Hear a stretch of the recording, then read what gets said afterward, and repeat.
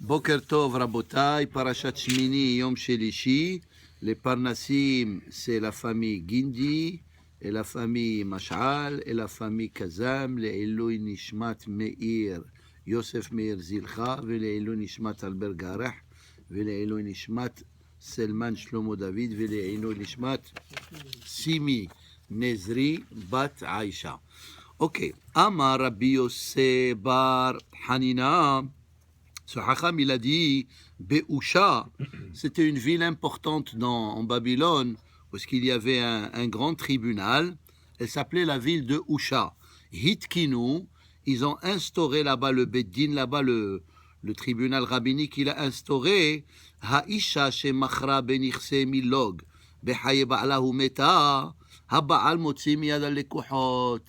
Voici une halakha qui veut dire, alors je vais vous résumer un peu cette halakha, elle a plusieurs branches, mais là juste on explique un détail. Alors il y avait une loi autrefois que la femme, quand elle se mariait avec quelqu'un et elle amenait des biens à elle, alors elle peut profiter des fruits de ces biens, mais elle ne peut pas vendre le capital. Hein? Alors admettons s'il a, on va dire, des appartements, hein? Alors, elle peut prendre le loyer, mais une fois qu'elle s'est mariée, elle ne peut plus vendre cette maison sans le consentement de son mari. Hein? Wow. Alors c'est ça. Hein? Quand elle le vend, qui prend l'argent, elle ou son mari? Alors c'est ça, non. Le keren, il appartient au mari, ça veut dire aux deux, et les intérêts et les fruits, ils appartiennent à la femme.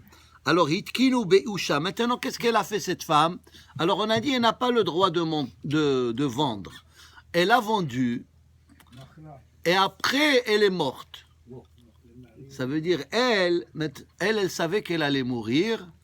10 ans, elle a dit, bon, je vais vendre, comme ça, le mari, 10 ans, elle a d'autres enfants avec un autre homme. Elle a vendu cette maison, et elle a donné cet argent aux enfants à elle, qui ne sont pas du mari. La Gemara, elle dit que le mari, il peut réclamer cette maison qu'elle a vendue. Il peut dire que cette maison, ça veut dire que la transaction, elle n'a pas été faite correctement, et l'acheteur, il doit donner cette maison au mari de cette femme qui est morte. Vous avez compris un peu? Alors c'est ça. Haisha shemachra benichse milog behaye ba'la. Elle a vendu le capital quand son mari il était vivant. Ou meta, elle est morte. Ou ba'al, le mari, motzi miyad al lekuhot. Les kuhot, ça veut dire les acheteurs. Il peut aller, et il peut leur dire que cette transaction n'a pas été faite correctement. Et c'est ce qu'ils ont instauré. Ça veut dire, dans cette ville de Usha, chaque année, les rabbins, les dayanim, ils se réunissaient et ils mettaient sur l'agenda les problèmes qu'il y avait, disons, durant cette année. Et un de ces problèmes, c'était celui-là. Beaucoup de femmes, qu'est-ce qu'ils faisaient? Quand ils venaient avec des maisons, et des fois, il y avait, ça veut dire, tout ça arrive quand le couple ne s'entend pas bien, hein? S'il y a le shalom et tout marche bien, hein? La femme, elle ne va pas faire quelque chose sans l'autorisation de son mari. Alors, étant donné qu'ils ont vu que ce problème, il se répétait à plusieurs reprises, ils ont fait cette takana. Comme ça, maintenant, les femmes, ils vont savoir que, c'est comme on a dit, la ketouba. La ketouba, les rabbins, ils l'ont instaurée pour protéger la femme. Des fois, le couple, il se mariait, et le mari, peut-être lui-même aussi, il n'a pas une parnassa solide. Alors, Hachamim, il dit, si tu veux divorcer, c'est correct, mais tu dois payer. Hein, la ketouba, c'est une protection pour la femme. Une fois qu'elle est divorcée, qu'elle sait qu'elle aura au moins de quoi vivre après le divorce. Ok, alors on continue la Gemara. Ashkeh Rabbi Yitzhak Bar Yosef. Rabbi Yitzhak Bar Yosef, il a vu les Rabbi Ahavahu. Ça veut dire il était dans le souk Uchlusa, Rashi dit là où est-ce qu'il y avait beaucoup de gens, des Usha, de la ville de Usha. Ces deux rabbins ils se sont rentrés, disons, dans le supermarché de cette ville Usha. Amarle, man mareh de sham'atata de Usha. Qui est ce rabbin qui a enseigné cette halakha de Usha, comme je vous ai dit, que le mari il peut aller réclamer cette maison? Amaleh Rabbi Yossi bar Rabbi Hanina. Il lui a dit c'est Rabbi Yossi bar Hanina qui a instauré cette halakha, naturellement, avec l'accord des autres rabbins. Alors regardez, maintenant il lui a enseigné la halakha. Regardez qu'est-ce qui se passe. Tana minne arba'in zimnin. Cette halakha, il l'a étudié avec ce rabbin 40 fois. Ça veut dire, c'est pas juste Oui. ça veut dire, il a essayé, étudié. ils ont fait des recherches et il a étudié en profondeur cette halakha. Comme je vous ai dit, dans cette halakha, Ils ont- c'est ils juste ont un bien détail. Mais il y a plusieurs branches sur cette halakha.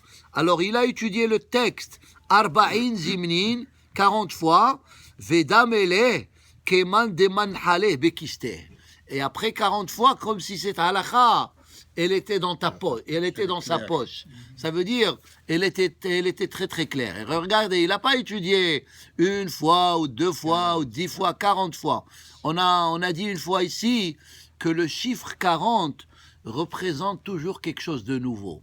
Regardez, Moshe Rabbeinu, il est resté à Har Sinai 40 jours et 40 nuits. Il est descendu avec la Torah. C'est quelque chose de nouveau. Béni Israël, ils sont restés dans le désert 40 ans, après ils sont rentrés en Eretz Israël. Hachamim, il dit, le Maboul, il a duré 40 jours et 40 nuits. Les Meragelim, ils ont été explorer la terre pendant 40 jours. Arba'im yom. Le bébé, voilà, le bébé dans le ventre de sa mère, après 40 jours, et il ne faut plus prier pour avoir un garçon ou une fille. Parce que Hachamim ils disent après 40 jours, ce qu'il y a là-bas est déjà là-bas. Hein, ça veut dire après 40 jours. Et même aussi la Gemara elle dit Arba'im yom kodem Yetzirat Havlad, 40 jours avant que le bébé il sort dans ce monde. Il y a déjà dans le ciel Machrizim Ve'omerim bat peloni li ploni. Déjà on décide Mina Shamaim 40 jours avant le mariage. Qui va se marier avec qui? Le mikvé, ça prend aussi une mesure d'eau de 40 CA. Yamim Noraim, ça commence Rosh Chodesh Elul et ça finit Yom Kippour. Alors on voit que, d'ailleurs le Talmud il dit que pour étudier le Zohar, il faut avoir l'âge de 40 ans. Hein? Begil Arba'im, parce que c'est marqué dans Perkei Avot, Ben Arba'im la Bina. Ça veut dire à l'âge de 40 ans, on commence à comprendre un peu ce qui se passe dans le monde. Hein? Jusqu'à 40 ans, on n'a rien compris. Et à 40 ans, à peine si on commence à comprendre. Et bon, ça c'est... non. Si quelqu'un fait une faute, on lui frappe 40. Ah voilà, très bien. Celui qui... Adam et Hava, quand ils ont commis le péché, ils ont reçu 40 malédictions. 10 Adam, 10 Hava, 10 le serpent et 10 la terre. C'est pour ça que quand il fait un péché, des fois on lui donne 40 coups, parce que les 40 coups, ça veut dire, comme celui qui fait le péché, il est lié au premier péché qui a été commis par l'humanité. Alors vous avez compris l'idée de 40. Hein? Alors c'est ça, il a étudié. Alors des fois nous on étudie quelque chose 2-3 fois, on pense déjà qu'on la connaît. Hein? Ou bien si on a écouté un Dvar Torah 1 ou 2 fois, on ne veut plus l'écouter. Mais là ils te disent non, même si tu l'étudies 40 fois, c'est bien, chaque fois que tu l'étudies, hein, tu apprends mieux. Ok, alors la Gemara continue. Ashrei, il y a un pasuk dans David Amelech dans Tehillim, il dit Ashrei Shomrei Mishpat, heureux celui qui suit les lois de la Torah, Oset Tzedaka Bechol Et, et il fait de la charité en tout temps. On a Vechi Efshar La'asot Tzedaka Bechol Et, la Gemara elle pose la question, est-ce qu'on peut donner la charité en tout temps, tout le temps? Tu peux pas donner la charité tous les jours. Et toi, comment tu vas vivre, toi et tes enfants, si tu vas te mettre à donner sans arrêt? Alors, Darshur Rabotenu Shebeyavne, Ve'amrela Rabbi Eliezer, Ze'azan Banav Ubnotav. C'est quoi la charité? De quoi ici David Amelech il parle? Si tu t'occupes bien de ta famille et de tes enfants, ça c'est la charité dont Shlomo il dit, ça c'est tzedaka bechol et. Hein? Ça veut dire que tu es toujours là à épauler tes enfants. Alors non seulement quand ils sont jeunes, mais même quand ils deviennent plus âgés, etc. Nos enfants, ils ont toujours besoin de l'appui financier et autres des parents. Alors c'est ça. Et il ne faut pas penser à... Ça, c'est de la tzedaka. Hein? Ça aussi, c'est considéré de la tzedaka. Si tu donnes à un étranger, pourquoi tu aiderais pas tes propres enfants? Ou bien ta propre famille aussi. La famille, c'est pas uniquement les enfants. Rav Shmuel bar Nachmani Amar, Zeam gaddel yatom v'yitoma betoch beto masian. Celui qui prend la peine d'adopter un enfant, quelqu'un qui a perdu ses parents, yatom v'yitoma, un orphelin ou une orpheline, hein, et ils n'ont personne, il s'occupe d'eux. Alors ça, c'est la plus grande mitzvah qu'un être humain il peut faire, s'il a la possibilité de le faire. Alors ça, c'est la meilleure tzedaka. Tu as pris un enfant, que peut-être cet enfant, il allait vivre dans la pauvreté, peut-être cet enfant, il n'allait pas avoir une bonne éducation, etc. Et tu fais de lui quelqu'un d'important. Ça, c'est la meilleure tzedaka. Hon ve'osher bebeto, la suite du passage qui dit, quand tu fais la tzedaka, la richesse, elle reste avec toi. Ve'tzidkato omedet la'ad. Et la tzedaka que tu as fait, elle reste pour l'éternité. Qu'est-ce que ça veut dire, elle reste pour l'éternité? Ça veut dire quand tu vas dans l'autre monde, hein, comme on a dit, ils vont pas te demander dans l'autre monde combien d'argent tu as fait dans ce monde, mais ils vont te dire combien de tzedaka tu as fait dans ce monde. Parce que dans l'autre monde, l'argent que tu as fait, il reste ici. Mais l'argent que tu as utilisé pour des bonnes causes, cet argent-là, il va te servir là-bas, dans le Olam Haba. Alors c'est ça, Hon ve'osher bebeto, et aussi Hachamim ils se disent, ça veut dire quand tu donnes la tzedaka, ne pense pas que tu as perdu de l'argent. Cet argent que tu as perdu, Hon ve'osher bebeto, Hachem il va te le redonner d'une manière ou d'une autre. C'est comme on a dit, Aser bishvil shetit asher. Là-bas c'est marqué Aser te Aser. Pourquoi deux fois? Hachamim dit, si tu donnes la tzedaka, Akadosh Baruch Hu, il va te donner la beracha pour que tu puisses tout le temps donner la tzedaka, le 10%. Et on a dit aussi, le contraire aussi est vrai. Hachem, il te dit, écoute, je suis ton associé. Et regarde quel associé gentil je suis. Je te donne la possibilité de prendre 90% pour toi et tu me donnes 10% pour moi. Si vous avez un associé qui vous dit ça, c'est extraordinaire, hein?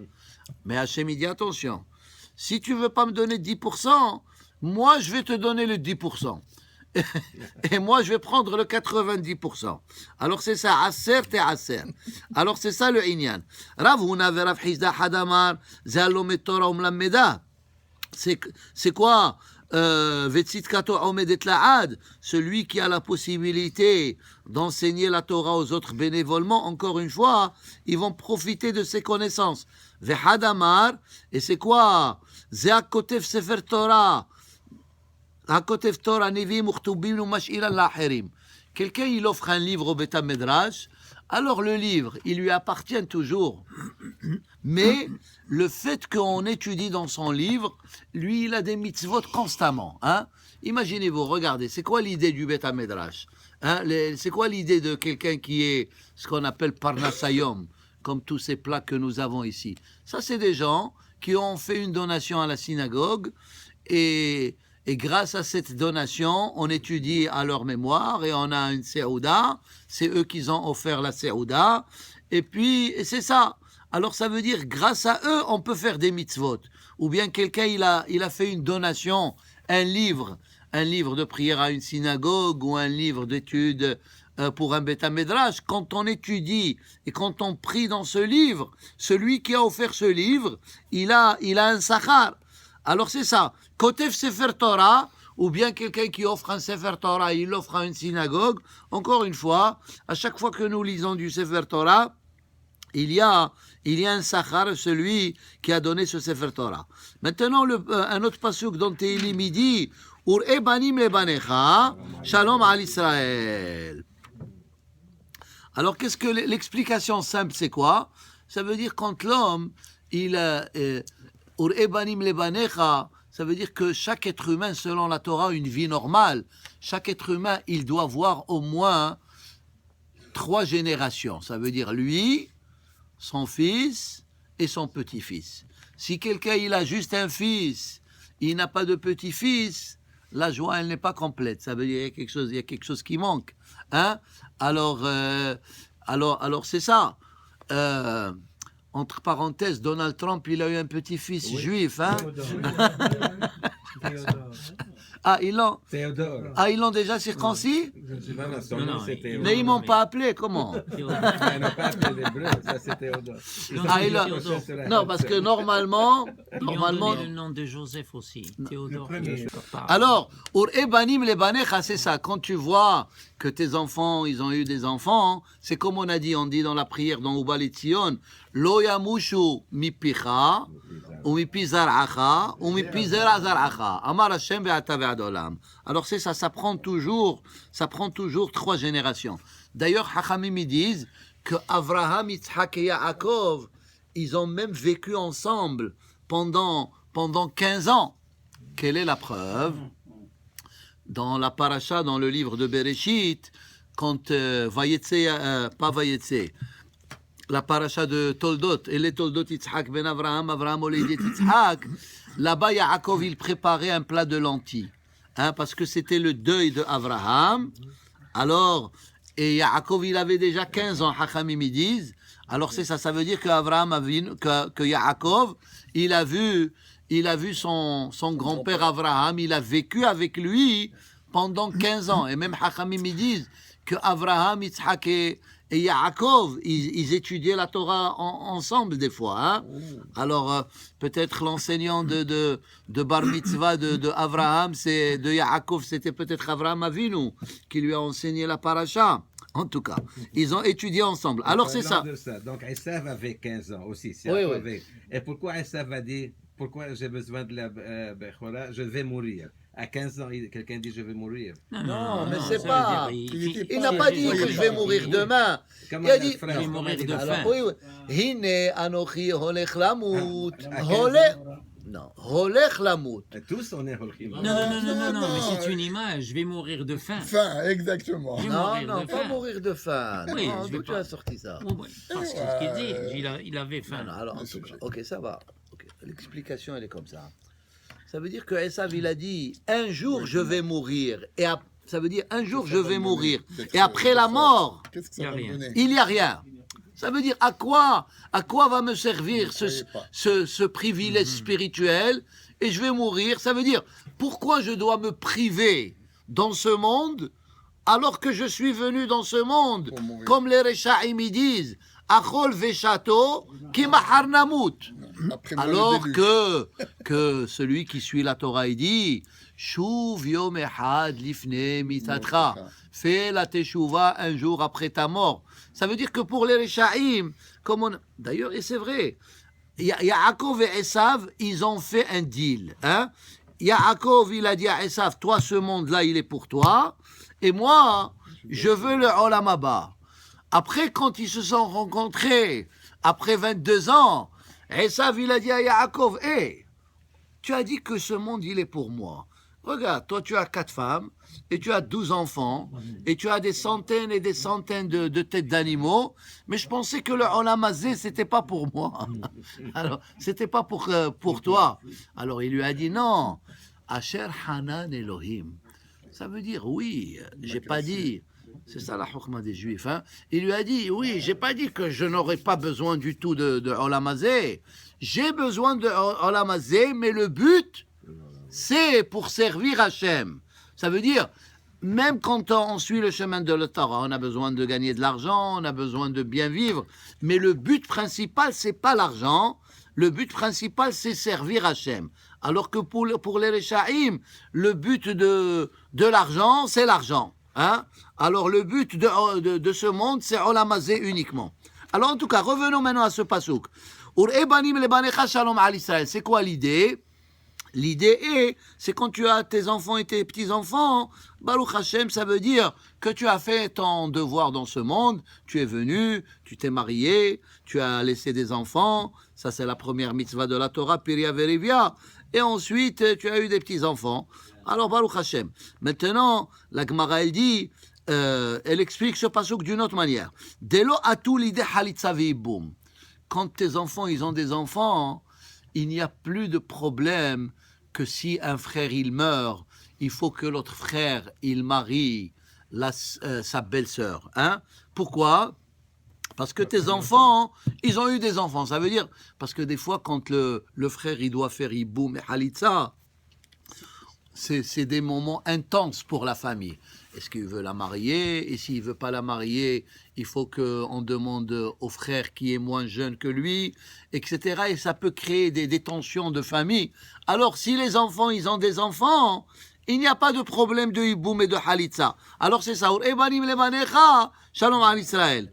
Et une autre explication, Rav Shmuel bar Nachmani Amar, kevan shebanim lebanecha, shalom al dayane Israël, delo atu le antsuye. Aussi, si tes enfants, ils ont des enfants, alors il n'y a pas de problème une fois que les parents meurent concernant l'héritage.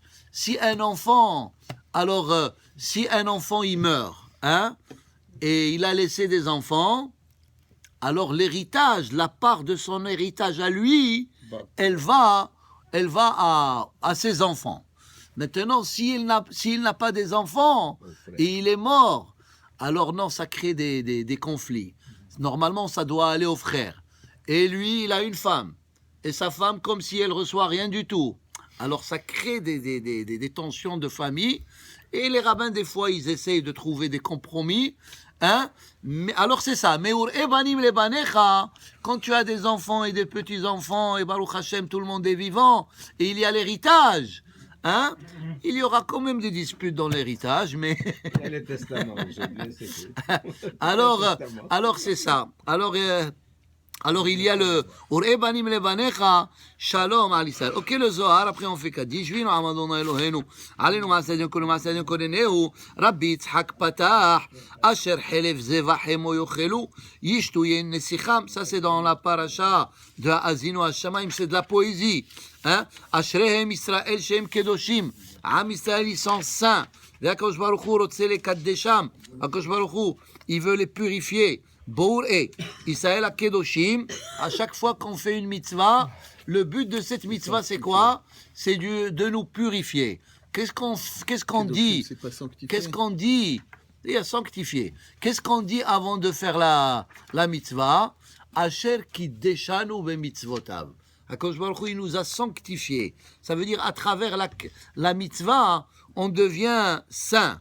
Kol Israël HaKadoshim, Kol Haya Olam Sheyorshim, Hakol Talui Ba'olam Abao. Ça veut dire que le but d'un bon juif, son objectif principal tous les jours, il doit être que ce monde c'est un monde passager et le Ikar c'est quoi? C'est le Olam Haba.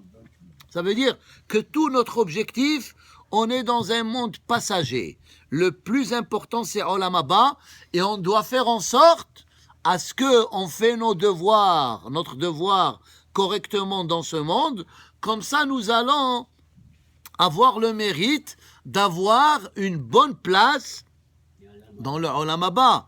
Parce que le Olam Haba, dans ce monde, même si tu n'as pas une bonne place, ça veut dire même si tu n'as pas eu un bon mazal, etc., ce monde il est passager. Un jour, tu vas quitter ce monde et le riche et le pauvre, ils vont être pareils. Quand ils sont sous la tombe, le riche et le pauvre, ils sont pareils. Mais dans Olam Haba, il n'est pas passager. Quand tu auras une place, cette place là-bas, elle va être pour l'éternité. Alors, comme dans ce monde, quelqu'un il m'a dit une fois, moi, je vais aller à Olam Haba, même s'il me donne une petite place, c'est pas grave. Et je dis, c'est pas vrai. Dans ce monde-là, quand tu vas quelque part voir un match ou être invité dans une fête, quand tu n'es pas bien assis, tu n'es pas confortable, tu n'es pas bien dans ta peau. Alors imagine-toi, ça c'est juste une fête ou un match qui dure quelques heures.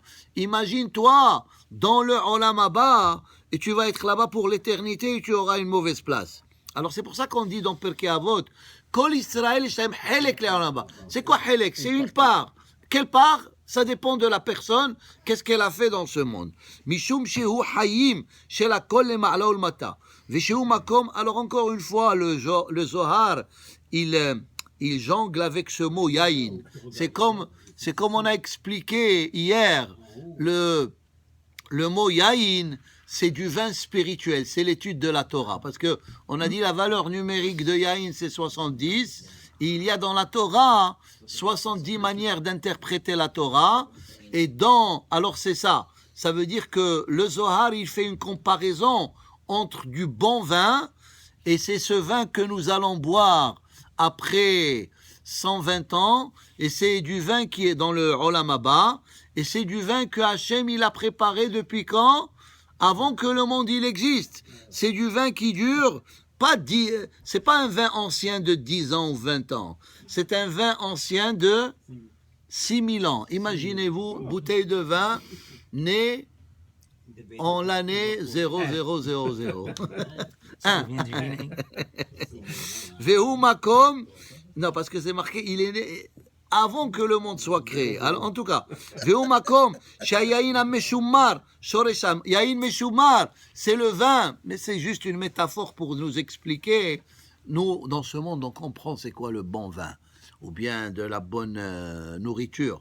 Alors, pour nous expliquer ces idées-là, alors on nous donne des exemples. Umishum yotzim hachaim ukdusha lakol, ve'yayin shel Israël, bischut hayayin shel Israël acher. C'est ça. וזהו בנוי ותלוי, כי ישראל למעלה לוקח בו חיים, משום זה נקרא עץ חיים. Celui qui est attaché à la Torah, c'est marqué עץ חיים היא למחזיקים בה. Celui qui suit le chemin de la Torah, c'est comme quelqu'un qui est en train de se noyer. Et il trouve une branche d'arbre, ou un morceau de bois, il s'attache.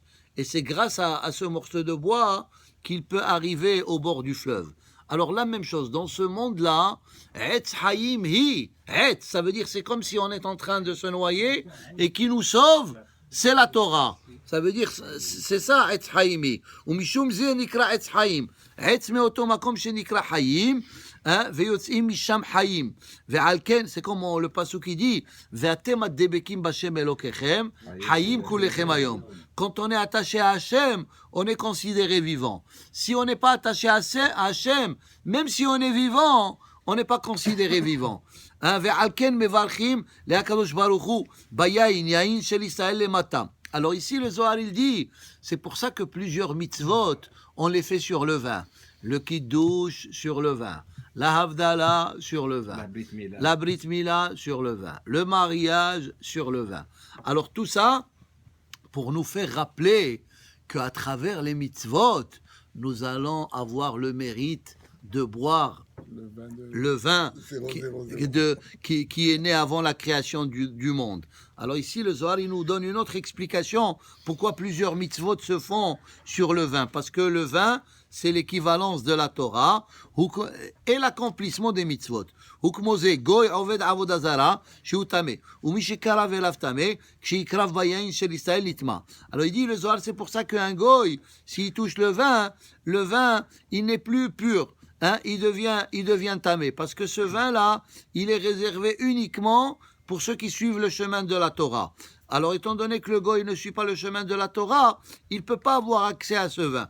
Hayayin ve'asur lishoto. Et on ne peut plus boire ce vin, parce qu'il est comparé à la Torah. Kol sheken oto atzmo shehu ose. Ve'al ken, al tomar sheze bilvad, ela kol ma she'osim Israël lemata, hakol hu ke'en dugma shel lema'ala. Alors, on a dit que tout ce qu'on fait dans ce monde bas, il y a une influence dans le monde céleste, que ça soit pour le bon ou pour le mauvais. Quand on fait des bonnes choses, des mitzvot, quand on étudie la Torah, comme maintenant, comme si on fait des activités de construction dans le monde céleste, des activités extraordinaires. On ne les voit pas, mais ils se font. Et si on fait des averot, comme si on fait des destructions là-bas en haut.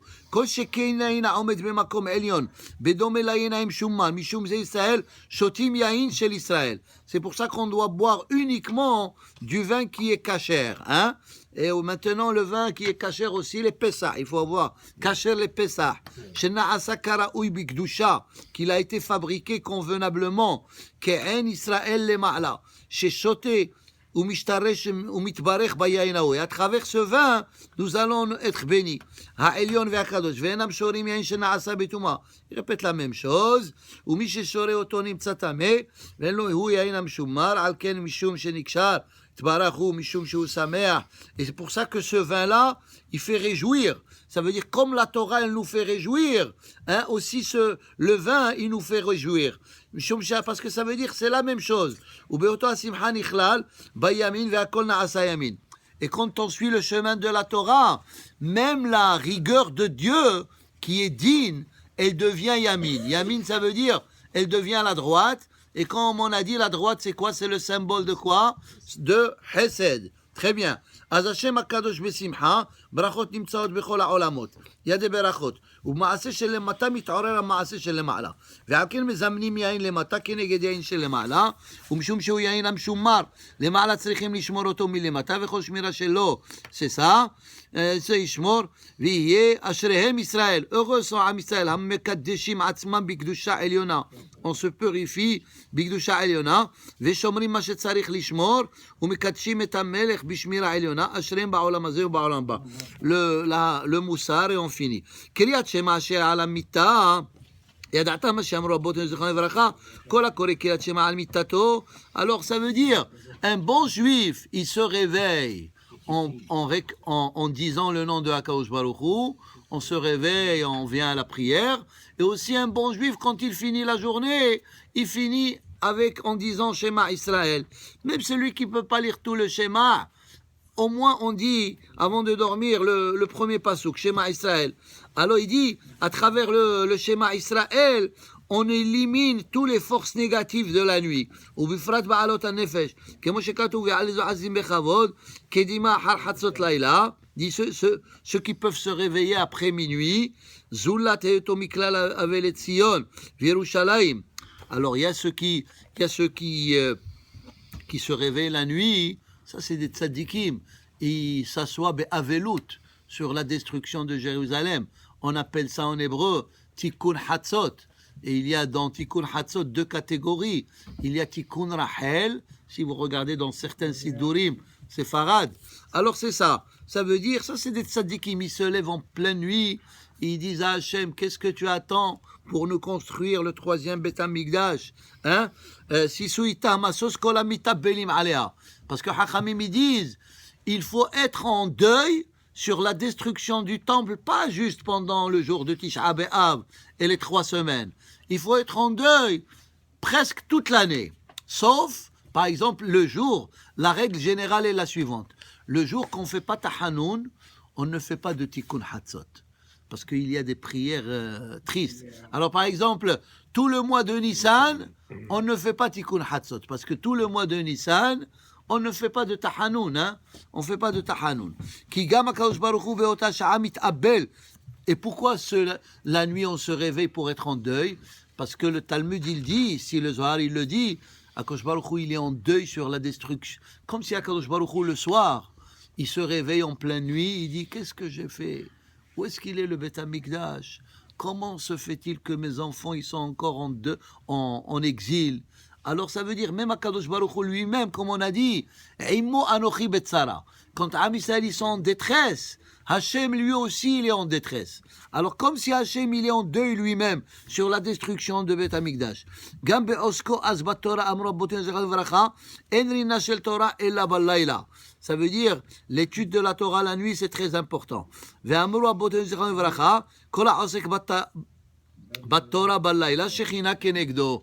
Tout celui qui étudie la Torah la nuit, il a comme une shechina, une présence de Dieu sur lui pendant toute la journée qui s'en vient. Urtiv, Kumi Roni Balayla, Velo Zacha David Amelech Alav Shalom Liot Hay Vekayam Ba'olam Hazeh ou Ba'olam Haba, Ela Azeh Davar. Il dit, et c'est pour ça qu'on dit David Melech Israël Hay Vekayam. Pourquoi? Parce qu'il se réveillait la nuit et il étudiait la Torah, et c'est là-bas où est-ce qu'il a composé les 150 Mizmorim de Tehilim. C'est pour ça qu'on l'appelle Hay Vekayam. Il est vivant pour l'éternité, parce qu'on a dit, le sommeil, c'est comme le 1/60e de la mort. Alors ça veut dire comme si tu es mort quand tu dors. Alors David, étant donné qu'il dormait pas beaucoup, Hachamim ils disent qu'il n'a pas dormi plus que Neshimat Assous, ça veut dire peut-être une vingtaine de minutes à la fois, alors il est considéré Hay Vekayam. Comme le pasuk il dit, Hatzot laila akum lehodot lach. Il se réveillait en pleine nuit, malgré qu'il était le roi d'Israël, et il était aussi un dayan, il était un juge. Il se réveillait, c'est pour ça que David Amelech, il est considéré un grand tzaddik dans les personnages bibliques. Cette mitzvah, elle n'a pas, ça veut dire celui qui peut le faire, se réveiller en pleine nuit et étudier la Torah. Cette mitzvah, sa récompense, elle n'a aucune limite. Ça veut dire c'est une récompense extraordinaire. Celui qui étudie la nuit, il a comme une inspiration de sainteté sur son visage. Baruch Adonai Le'olam, Amen ve'Amen. Rabbi Hamel Achashon, Omer Atzachos Baruch Zakot Israël. Lefichach Ibalai Don Mamet Tzadiko Yakdil Torah ve'Yadir Yitgadal.